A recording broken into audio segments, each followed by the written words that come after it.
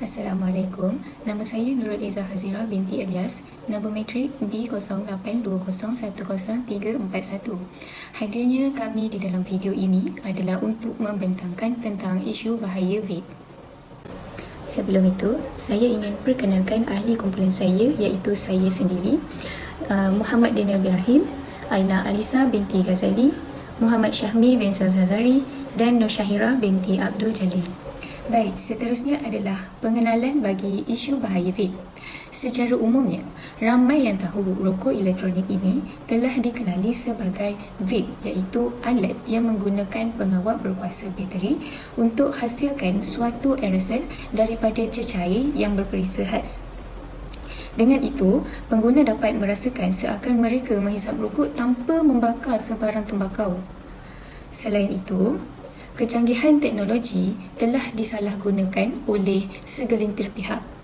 Mereka telah mencipta barang yang akan memudaratkan kesihatan orang ramai demi manfaat dan keuntungan mereka sendiri. Perkara ini, mereka anggap bahawa permintaan terhadap vape atau rokok elektronik ini agak tinggi dalam pasaran. Justru itu, aktiviti menghisap vape ini telah menjadi semakin popular dalam kalangan anak muda kerana aktiviti ini telah tular di media sosial yang menunjukkan pelbagai cara dan gaya perokok elektronik sehingga ia menjadi ikutan orang ramai, terutama golongan remaja. Aktiviti ini juga telah berjaya mempengaruhi segelintir golongan wanita, lebih-lebih lagi apabila mereka stres dan tidak ada dorongan daripada orang sekeliling mereka. Seterusnya, terdapat laporan daripada Public Health England yang menyatakan bahawa rokok elektronik ini adalah 95% lebih selamat daripada berbanding tembakau. Perkara ini telah dikritik hebat kerana berdasarkan daripada beberapa kajian, ia mempunyai pelbagai kelemahan terutama dari segi kesihatan. Pendapat terkuat dari Mahmud Shaltut di mana beliau telah menjelaskan bahawa merokok dan segala perkara yang berkaitan adalah dianggap sebagai haram. Ini kerana kesan yang akan melibatkan terjejasnya kesihatan, selera makan pun berkurang, kurang pengurusan diri dan lebih teruk lagi boleh memusnahkan diri, terutamanya hati. Seterusnya adalah objektif kajian, di mana terdapat 3 objektif kajian yang kami keluarkan. Yang pertama adalah dapat membincangkan tentang perbezaan vape dengan rokok. Yang kedua adalah mengenal pasti kesan pengambilan vape. Dan yang ketiga adalah mengkaji usaha-usaha menangani pengambilan vape. Assalamualaikum. Nama saya Muhammad Daniel bin Rahim. Nombor metrik saya B0820101429. Jadi saya akan membentangkan tentang isu yang pertama, iaitu perbezaan di antara vape dan rokok. Okey. Apakah perbezaan di antara vape dan rokok? Pertama sekali, terdapat beberapa perbezaan, iaitu dari segi bau. Bau asap vape lebih wangi daripada bau asap rokok kerana vape mempunyai berbagai tekstur dan dari segi buah-buahan dan makanan. Okay, manakala bau rokok, bau busuk disebabkan pembakaran terhadap tembakau dan bahan-bahan yang ada di dalam rokok tersebut. Yang kedua adalah vape hanya menghasilkan daripada hasil pemanasan cecair perisa tersebut, manakala rokok ini mengandungi 4,000 ke 7,000 bahan kimia yang dibakar dan berbahaya serta akan mengakibatkan kanser berparu terhadap rokok dan orang sekeliling. Apakah kesan kepada masyarakat sekeliling? Asap vape tidak akan membahayakan kepada orang keliling kerana asap vape hanya datang daripada orang lain, dan tetapi asap rokok pula akan membahayakan kepada orang lain yang menghidungnya. Dan yang terakhir sekali, dari segi kebersihan, vape tidak akan meninggalkan apapun kesan kotoran pada pengguna dan persekitaran, tetapi rokok pula akan menghasilkan habuk yang kotor dan bau yang melekat pada perokok. Baiklah, slide seterusnya adalah perbezaan dari segi fizikal. Kita dapat lihat dalam vape hanya ada komponen elektronik dan cecair nikotin ataupun cecair perisa sahaja. Tetapi dalam rokok pula mempunyai pelbagai bahan yang berbahaya seperti kadmium, arsenik, metanol, bahan cat, amonia, nikotin dan berbagai lagi. Bahan-bahan yang bahaya itu akan mengakibatkan akan menggunakan kesan terhadap rokok dan orang pengguna. Baiklah, itu sahaja daripada saya. Sekian, terima kasih. Assalamualaikum, nama saya Syamil Sazazari. Jadi saya akan teruskan pembentangan isu penting tentang bahaya vape. Jadi isu penting yang kedua tentang bahaya vape adalah kesan pengambilan vape. Jadi kesan pengambilan vape ini terbahagi kepada dua, iaitu kepada individu dan kepada masyarakat.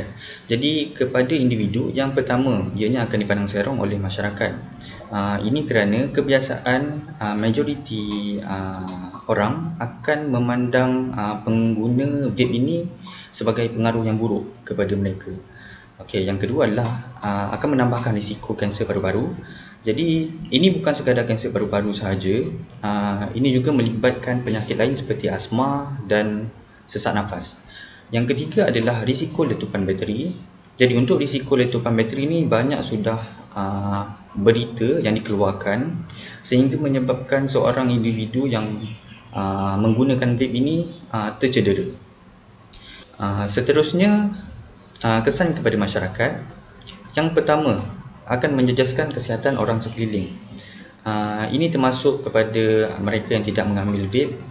Setengah daripada mereka sudah pun sedia ada penyakit asma atau sesak nafas.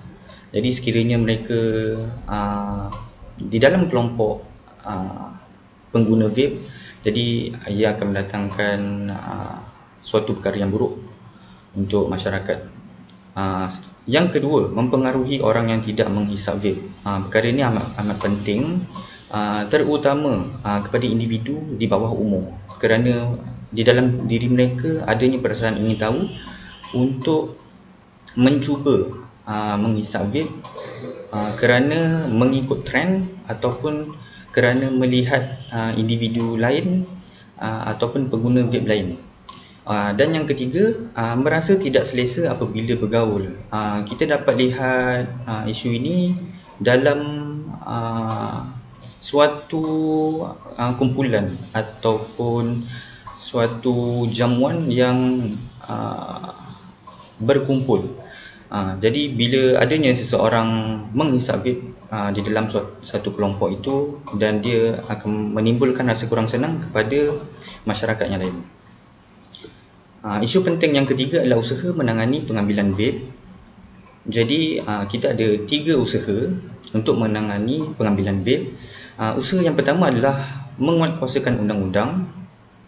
Untuk menguatkuasakan undang-undang ni, pihak-pihak tertentu perlu mengambil tindakan. Sebagai contoh, mereka boleh meletakkan syarat sah umur bagi pengguna vape seperti 21 tahun dan ke atas. Seterusnya, pihak-pihak tertentu juga boleh meningkatkan cukai untuk pengguna vape daripada membeli vape. Ini sedikit sebanyak akan mengurangkan pengguna vape untuk kerap membeli vape. Yang kedua adalah mengadakan kempen atau ceramah. Jadi kempen ini adalah kempen kesedaran, terutama kesedaran kepada bahayanya vape. Dan yang ketiga, menunjukkan teladan dan menjadikan inspirasi. Perkara ini sangat penting juga terutama kepada ibu bapa, kerana ibu bapa kebiasaannya akan menjadi contoh utama kepada anak-anak. Sekiranya ibu bapa sendiri adalah pengguna vape, jadi ini akan mendatangkan perasaan kurang baik terutama kepada anak-anak, kerana mereka mempunyai rasa ingin tahu dan ingin mencuba perkara yang dibuat ibu bapa tersebut. Itu sahaja daripada saya. Terima kasih. Hai, Assalamualaikum. Nama saya Aina Alisa binti Ghazali, kat matrik B0820102009. Jadi saya akan membentangkan tentang dapatan kajian. Dapatan kajian untuk kajian ini iaitu bahaya vape.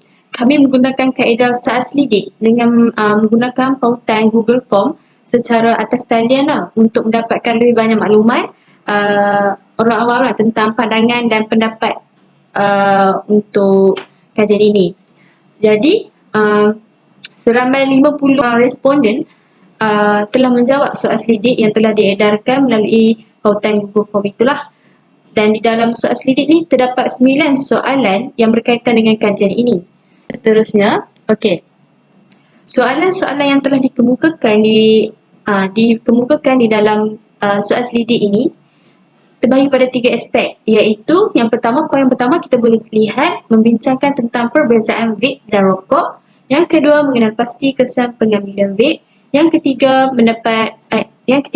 dapat mengkaji usaha-usaha menangani pengambilan vape. Aspek yang pertama iaitu membincangkan tentang perbezaan vape dan rokok. Jadi soalan yang pertama di dalam aspek ini adalah kesan penggunaan vape adalah lebih bahaya berbanding dengan rokok. Jadi apa yang kita boleh lihat di dalam pie chart ini, seramai 50% responden tidak setuju dan 50% responden bersetuju tentang statement tersebut. Jadi bermaksud responden atau orang awam masih keliru dan mempunyai pendapat yang tersendiri mengenai bahaya antara vape dan rokok. Jadi di sini kita lihat sebanyak 62% responden bersetuju dan 38% responden tidak bersetuju. Okey, seperti yang kita tahu, harga untuk sekotak rokok pada masa kini bermula dengan bungan RM10 RM10 hingga mencecah RM25 sekotak. Okey, manakala vape pula atau dikenali sebagai pod, nanostick, dot mod dan sebagainya, ia bermula dengan harga belasan ringgit sehingga boleh mencecah ke ratusan ringgit. Okey, tidak lupa juga perisa atau dikenali sebagai flavor yang digunakan untuk vape. Harganya dalam lingkungan bermula dengan puluhan ringgit ke belasan ringgit, kalau tak silap saya. Okey, jika melihat secara keseluruhan berdasarkan apa yang saya perkatakan tadi, kos vape lebih tinggi berbanding dengan rokok lah. Okey, tetapi dari segi penggunaan sangat-sangat berbeza, di mana rokok lagi cepat habis. Maksudnya penggunaan rokok itu dalam jangka masa yang pendek. Okey, contohnya seorang pengguna tu mungkin boleh menghabiskan satu kotak rokok yang punya 20 batang rokok dalam masa sehari ataupun beberapa jam. Tetapi vape mengambil masa paling kurang 2 minggu untuk flavor ataupun perisa dia habis. Jadi di sini kalau lihat secara kasar, kos untuk permulaan vape memang tinggi, tapi untuk jangka masa panjang dia agak jimat berbanding dengan rokok. Kita dapat lihat di sini 76% responden bersetuju, manakala 24% responden tidak bersetuju. Hal ini terjadi kerana kebanyakan orang awam berpendapat dan bersetuju untuk mengambil langkah berhenti merokok dengan menghisap vape atas dasar alasan bahan-bahan yang ada di dalam perisa ataupun flavor vape itu kurang berbahaya berbanding dengan rokok dan dapat membantu sedikit sebanyak untuk berhenti daripada menghisap rokok lah. Bermaksud dia nak berhenti merokok, dia mengambil vape dan perlahan-lahan dia akan meninggalkan rokok dan vape. Ini pula kita boleh melihat sebanyak 78% responden bersetuju, manakala 22% responden tidak bersetuju dengan kenyataan tersebut. Sebab seperti yang saya tahu, vape ni dia menghasilkan wak air.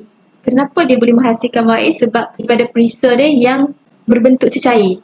Manakala rokok yang kita tahu bahan-bahan dia kering. Untuk vape ni, possibility untuk ke paru-paru berair tu lebih tinggi dan cepat. Tapi kanser paru-paru slow sikit. Untuk rokok, disebabkan bahan-bahan dia kering, untuk paru-paru berair tu risiko dia kurang sikit. Tapi untuk mendapat kanser paru-paru tinggi. Disebabkan dia punya bahan di dalam rokok tu lah. Tapi ini bukan adalah alasan untuk para perokok mengubah angin untuk menghisap vape. Tidak, kerana kedua-duanya masih membahayakan kesihatan. Alasan seterusnya ialah ketagihan vape adalah lebih tinggi daripada rokok. Di sini kita lihat sebanyak 60% responden bersetuju dan 40% responden tidak bersetuju kerana vape mempunyai pelbagai jenis perisa.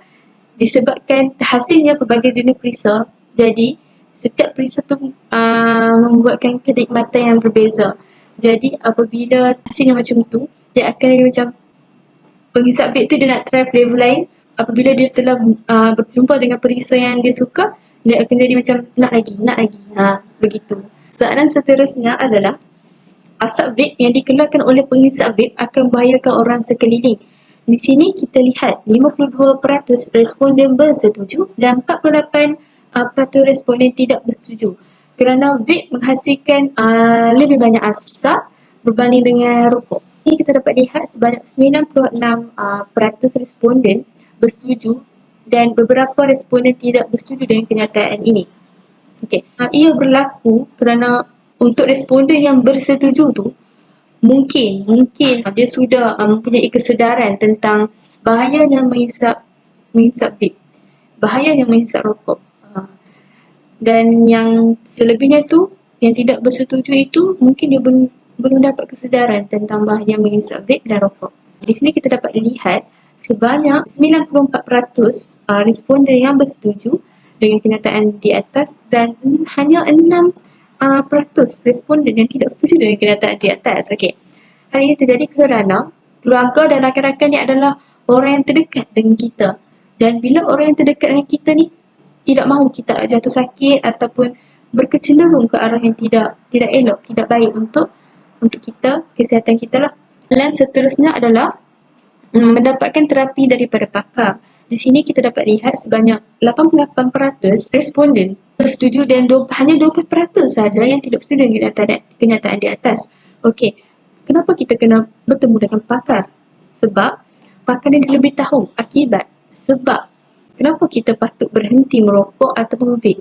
Pakar ni kita boleh dapatkan advisor pakar ni dekat hospital ataupun kaunseling yang ternama. Ini sahaja untuk saya. Jadi untuk dapatan kajian ni saya dapat simpulkan dengan menghasilkan soal selidik ni menggunakan pautan Google Form yang telah diedarkan. Ini kami mendapat data-data yang lebih tepat, jelas dan fakta. Jadi dengan adanya data yang fakta, kajian ini dapat siapkan dengan baik dan kualiti lah. Sekian, terima kasih. Itu sahaja daripada saya.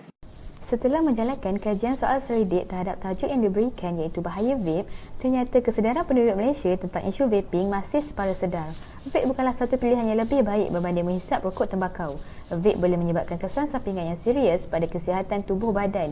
Bukan sahaja kepada individu yang menghisap vape, tetapi juga individu sekelilingnya, iaitu dikenali sebagai risiko perokok pasif.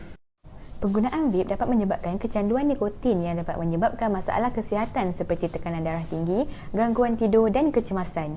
Vape juga dapat menyebabkan kerosakan pada paru-paru, terutama jika anda menggunakan produk yang mengandungi THC, tetrahydrocannabinol.